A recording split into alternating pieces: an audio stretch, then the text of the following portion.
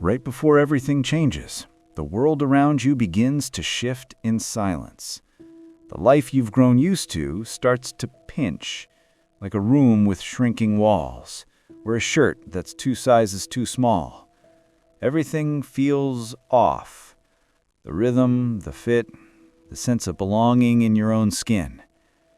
Most people misread this discomfort. They label it as failure, burnout, or a sign they've veered off course. But that pressure, that's not the end. It's the very beginning of becoming. It's life tapping you on the shoulder, telling you that you've outgrown your former framework. Within moments, this friction becomes more than just discomfort. It becomes evidence that transformation is underway. You're closer to who you're meant to be than you've ever been, even if it doesn't feel that way yet. Notice how even when you're sick of your own patterns, of thinking the same thoughts, feeling the same emotions, you still slip back into them, as if on autopilot. It's not weakness. It's how the old self defends its territory. The truth is, your old self isn't one habit. It's a tightly woven architecture. Each belief, doubt, and reaction connected like threads in a web, one holding the next, all working together to preserve what you've been, even when that version of you is no longer relevant. Think of it like legacy code in outdated software. The device still powers on, but it lags, glitches, and crashes under the weight of systems that were designed for a different time, a different version of you. When this shift begins, most people panic. They call it burnout, bad luck, or losing direction. But what's really happening is that your old self, the one built from routines, reactions, and inherited beliefs, is being dismantled piece by piece. It's not destruction, it's release. You see, your old identity isn't a single habit you can just turn off. It's a network, interlocked thoughts, fears, and assumptions that keep each other alive. Every belief holds hands with another. I'm not ready links to I'll probably fail, which links to hesitation, which becomes avoidance, and before you know it, you're circling the same loop again and again. The mind loves what's familiar, even when it hurts. It's wired to choose predictability over possibility. So it walks the same path through the forest, carving it deeper each time, just because it's easier than stepping into the unknown. You tell yourself you'll change tomorrow, but the old route is already waiting, smooth, familiar, and deceptively safe. That's why transformation feels like resistance. You're not just fighting a single thought. You're rewiring an entire system that spent years convincing you to stay the same. Your doubts, your fears, your coping mechanisms, they're not random. They're defense lines built by an identity that doesn't want to disappear. But here's the paradox. What feels like falling apart is actually the structure loosening. The discomfort isn't punishment. It's the sound of your old wiring being unplugged. And once those connections start to flicker, your real power begins to return to you. When the old system begins to crack, it doesn't happen quietly. It trembles first, then it fights back. You'll feel it as restlessness, confusion, maybe even chaos, like you're standing in the middle of your own life and nothing fits where it used to. The thoughts that once felt like whispers suddenly grow louder. The fears you thought you'd buried start rising again, desperate to defend their place. That's not regression, it's resistance. It's the old framework sensing its own collapse. Every outdated pattern tries to survive a little longer by convincing you that change is dangerous. So it throws everything it has at you. Doubt, anxiety, exhaustion, anything to pull you back into the safety of what's known. But the truth is, this is the moment that matters most. The very chaos you're trying to escape is the evidence that transformation is underway. Growth rarely feels graceful. It feels like everything's coming undone. Because in a way, it is. You can't rebuild while the old walls still stand, and you can't expand inside a structure made for a smaller version of you. So when everything starts to shake, don't mistake it for failure. It's the sound of your limits breaking open. That unbearable tension, what feels like life stretching your edges, making room for who you're becoming, you don't need to push it away. You only need to recognize it for what it is. The storm that clears the air before the next version of you can finally breathe. When the breaking point finally comes, it rarely looks like growth. It feels like exhaustion, confusion, even loss. You start questioning everything, your choices, your path, your worth. And yet this collapse is not the end of you. It's the beginning of the unmaking that has to happen before you can rebuild. What you're experiencing is dissolution. The system that once kept you stable is burning itself out. The identity that carried you this far is dissolving because it no longer fits the life you're growing into. It feels like chaos because a part of you is dying and another part is still waiting to be born. Think of the caterpillar inside its cocoon. From the outside, it looks still, peaceful, contained. But inside, everything is breaking down. The old form melts into something unrecognizable before it can ever take flight.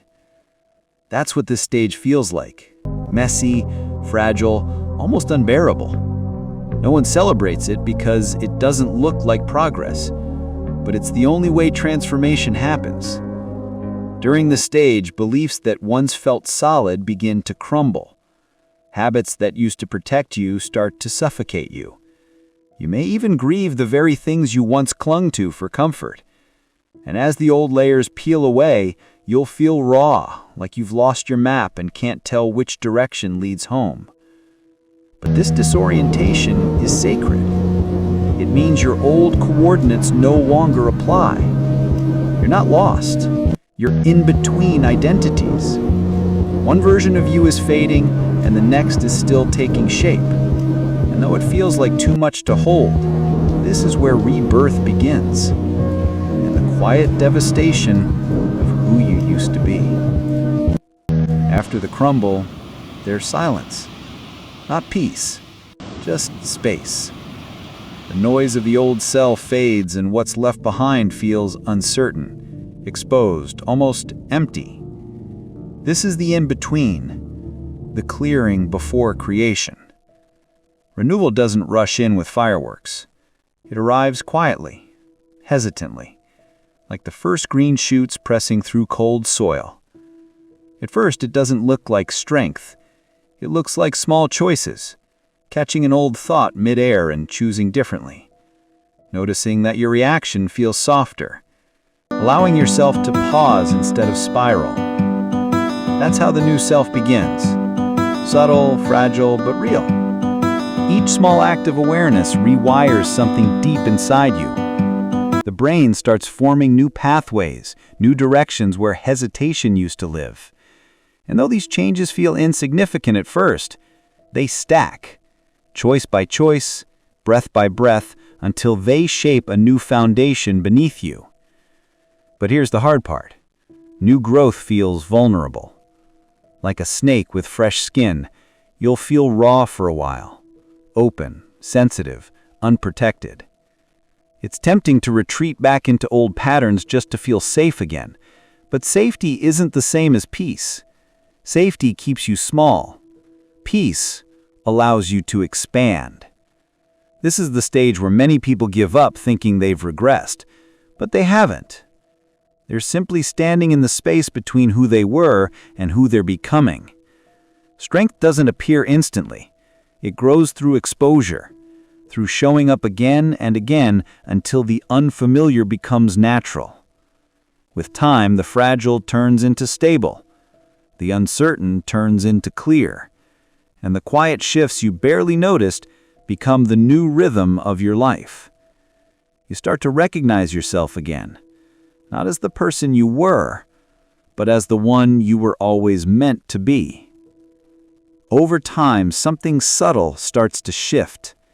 The thoughts that once ruled your mind begin to lose their grip. That old voice whispering you'll fail grows fainter, less convincing.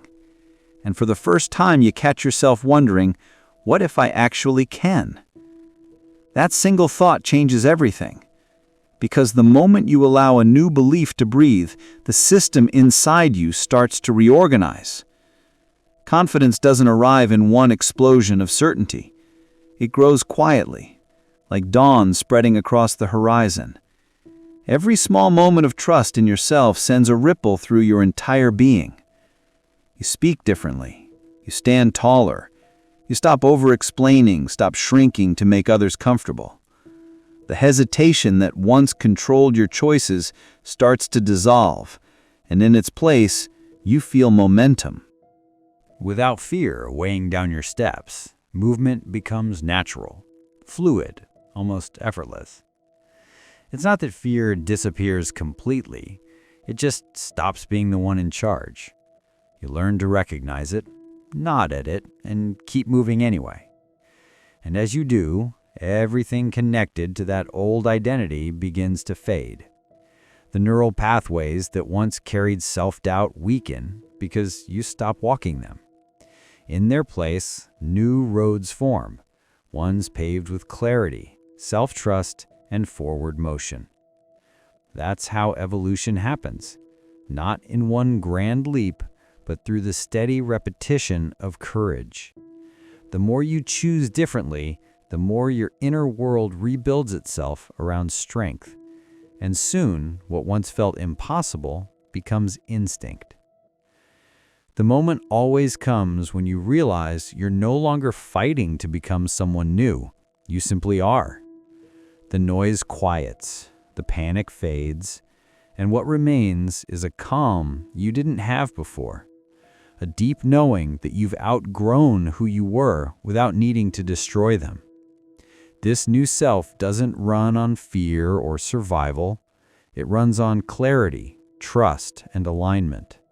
You stop chasing and start allowing. You stop proving and start existing. And in that stillness, life begins to meet you halfway. The old self wasn't a mistake. It was scaffolding. It held you together long enough to help you reach this point. But now the structure can come down, because what's rising in its place isn't fragile, it's whole. So if you're feeling that pressure, that rawness, that sense of breaking open, remember, it's not your downfall. It's the sign that rebirth has already begun. You're not losing yourself. You're returning to the version of you that was waiting underneath all along. This is the beginning of something new. Not a repeat, not a recovery, but a resurrection. And if you felt every word of this in your bones, hit like, subscribe, and write REBORN in the comments to claim your moment. Because you're not at the end. You're standing at the start of everything that finally makes sense.